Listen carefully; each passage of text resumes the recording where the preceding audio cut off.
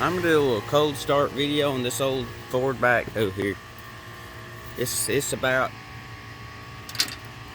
probably 28-30 degrees outside. Let's see what she does. Whoop.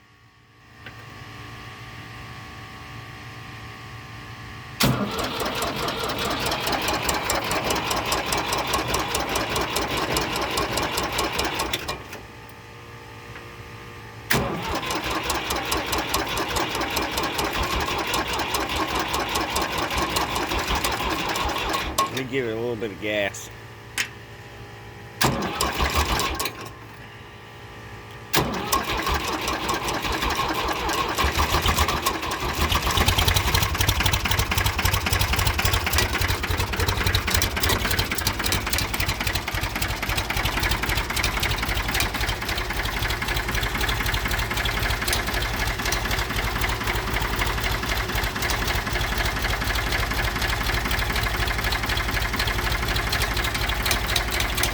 Yeah, well that was a cold start.